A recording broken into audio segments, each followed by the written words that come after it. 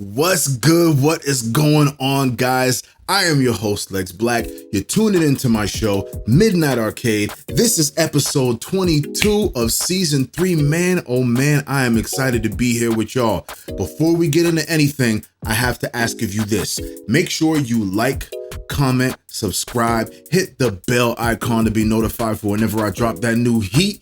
You heard? Yes, sir. And if nothing else, be sure to hit the thumbs up. That also helps the algorithms and helps promote the video and help my video get out there and give this to you guys. So today, fam, Sasuke Retsuden. Why didn't this happen sooner? Why did they force feed us Boruto before all of this? Why? There's an important factor here, okay? And I'm not 100% certain, but I have my lingering suspicions. Now, I've been taking notes, traversing through different thought bubbles, different forums, and of course, reading the comments across different videos across the inters of the net. And I've been taking note of what other people have been saying. And with the sudden release of Sasuke's story directly post Shippuden during the reign of Hokage Naruto, I've come to a conclusion about something. But we won't get into that till after the jump.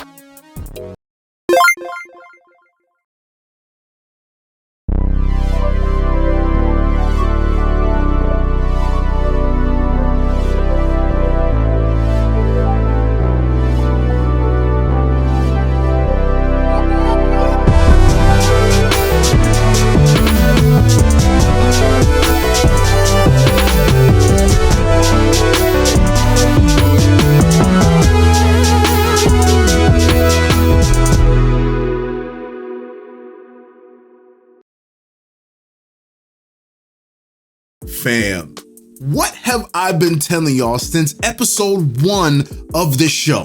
You think my critique of where the series has gone has just been some baseless and solely anecdotal slander? To which, yes, a lot of it has become that, but I digress. I'm gonna get into some numbers and observations later on in the show, but let's celebrate the creators and contributors doing the right thing for the franchise for once, right? Sasuke Retsuden. Originally, the light novel was unexpectedly released as a manga series this past Sunday, and boy, oh boy, did it hit. It sure did. For those of you who do not know, this story takes place primarily in the land of Ridaku, a land seemingly cut off from the rest of the ninja world in the Naruto-verse. In this story, Hokage Naruto is suffering from some sort of chakra-related disease, similar to what the Sage of Six Paths dealt with and was eventually cured from. Sasuke, seeing his best friend in pain, he wastes zero time making moves to find a cure. His findings prompt him to visit the land of Ridaku, hearing whispers of the Sage of Six Paths having a connection with the place. Arriving in Ridaku, Sasuke gets his Batman on, brooding and all, and putting his detective skills to work, asking questions about the Sage of Six Paths. Getting no good leads, he heads to another area in Ridaku to investigate, when he notices that he has piqued somebody's interest.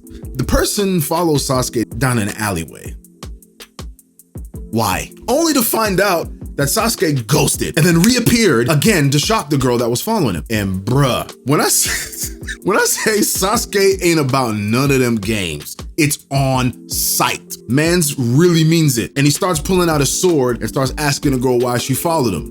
He don't play. She says that she overheard, something to the effect that she overheard him talking about the Sage of Six Paths, to which he asks her what she knows. She says she doesn't know anything, but her mom has a place that has antique books and artifacts and whatever have you that may just offer a clue, before they were interrupted by some low-level goons that robbed her mom's store. So Sasuke, taking the opportunity to kill two birds with one stone, in order to collect this information, of course, he beats the brakes off the goons, of course, and in the most Sasuke way possible, right? Rinnegan, swap places jutsu, straight up fisticuffs, Sharingan genjutsu, equals goons stomped out, okay? One of those same dudes who got stomped out gets up, desperate, and grabs a hostage, right? To which Sasuke is like, bruh, you might want to check your hostage one more time. Buddy thought he had a kunai to a woman, and it turns out it was a watermelon.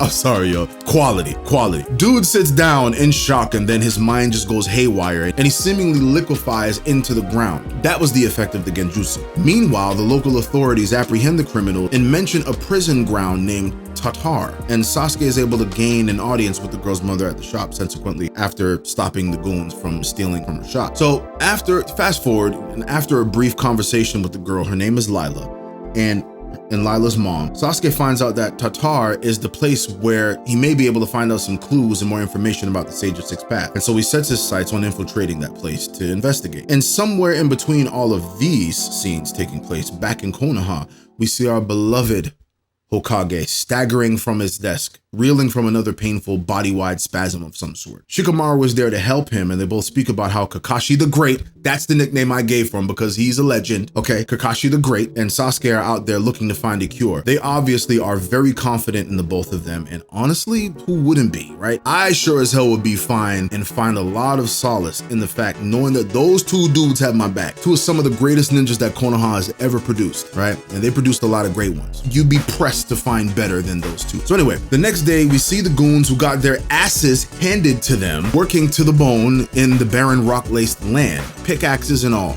The supposed leader of the group, the goon group of course, remarking internally that he doesn't plan to stay in this place and he plans to escape to freedom. Yeah.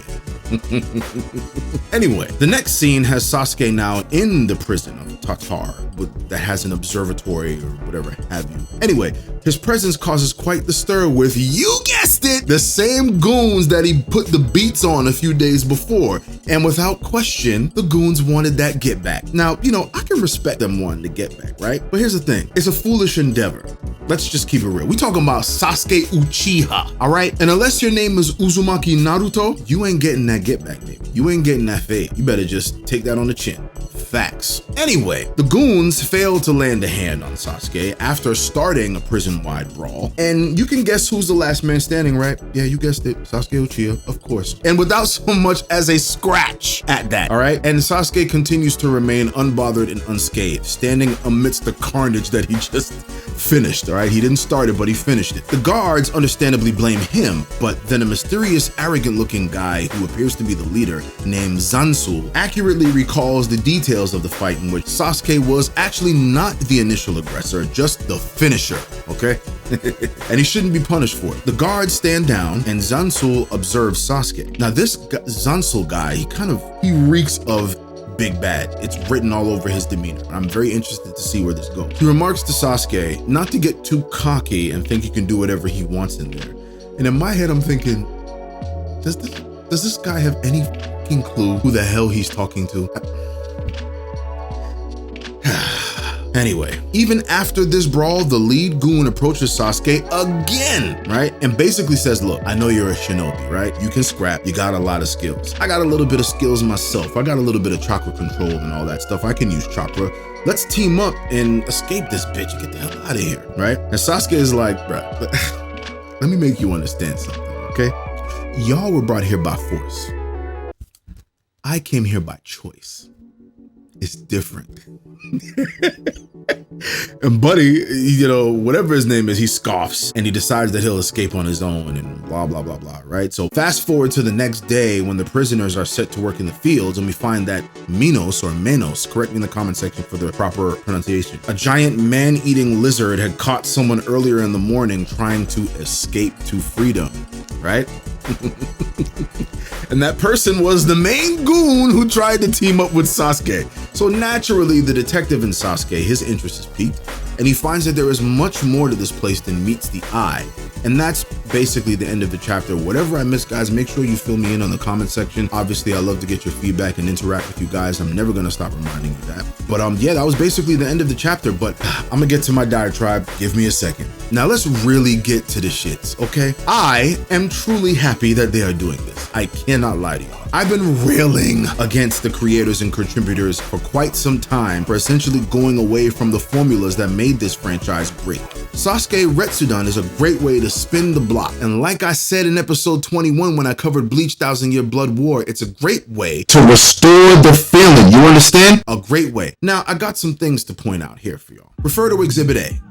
According to this, and I believe it very much so, episode 217 of Boruto and episode 477 of Naruto Shippuden are now tied for being the highest rated episodes in the franchise with a 9.7 out of 10. I'm very highly likely to believe that, simply just because, yeah, of course, but I'm going somewhere with this. Follow. Refer to Exhibit B. Below are the top rated Boruto episodes according to IMDb as of February 1st, 2022, all right? Episode 171, 8.5. Episode 179, 8.5. Episode 180, 8.5. Episode 174, 8.5. Episode 189, 8.6 out of 10. These are all out of 10. Episode 216, 8.7. Episode 204, 8.9. Episode 217, 9.0 according to IMDb. Episode 218, 9.0. Episode 65, 9.0. Now, what am I getting at here? Keep following. Out of these 10 episodes, nearly 70% of them either heavily feature or at least focus more so or somewhat on the OG characters from the franchise.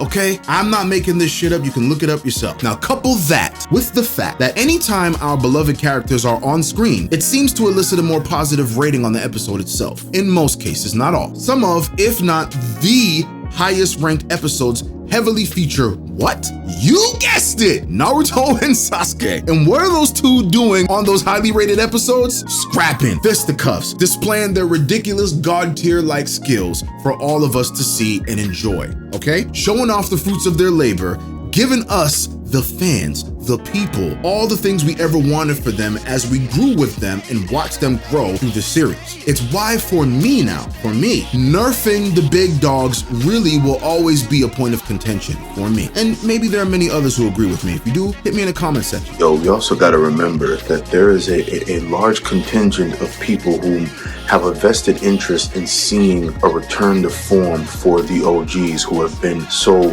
wrongfully nerfed in Naruto and Sasuke. So we kind of are anticipating that, you know, whatever the buff that they get post the battle with Ishiki is, it's probably not going to be something as nearly as powerful as the Rinnegan and Kurama was, respectively, to Sasuke and Naruto. But I guess the next best thing we can hope for is to get coverage of, just more coverage of these guys. And I think at the very least, releasing Sasuke Retsuden as a manga is a step in the right direction.